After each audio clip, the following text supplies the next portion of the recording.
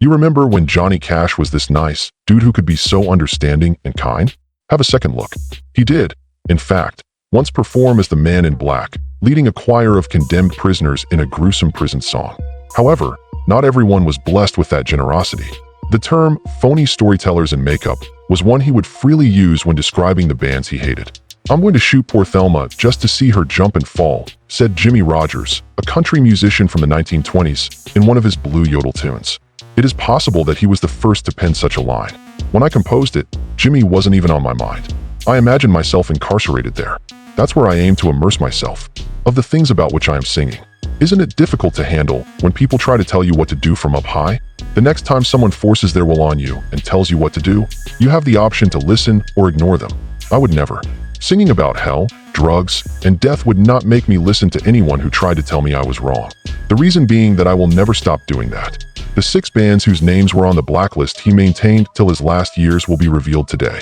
Believe me when I say that hearing their names will shock you. Now, let's get started. First place, the Aviators. The Eagles are at the very top of Johnny Cash's list of intolerant bands. Yeah, those people. The folks behind Hotel California, those sleek, polished symbols of American country rock from the 70s. But Johnny Cash didn't consider them artists. The Salesmen sang their songs. It was in 1974 at a little radio station in Austin when it all started. The song, "Take It Easy," began playing on the tabletop radio while Cash rested between 2 recording sessions. To begin with, he remained silent for 30 seconds. But when the chorus rolled around, he slowly took the guitar from his lap, placed it down, and spoke a word that sent the entire studio into dead silence. Music is lifeless without dust. These individuals are peddling artificial compassion. It might sound simplistic, but for Cash, a musician who sang about hell, drugs, God, and prison, artificial benevolence was the most repulsive thing he could have imagined. Not only did he have serious misgivings about the Eagles, but he took exception to the fact that they were referred to as country rock.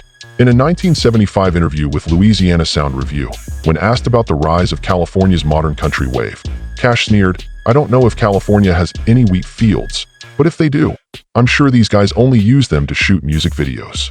In a rare backstage appearance at the 1976 CMA Awards, Johnny Cash was placed near Don Henley and Glenn Frey.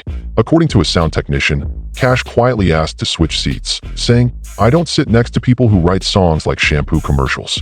And from that moment, everyone in the industry knew, between Cash and the Eagles, there was a moral chasm that could never be bridged. For Johnny Cash, music was not meant to be polished. It had to be torn, raspy, and stained with real life. Don Henley didn't react immediately, but in a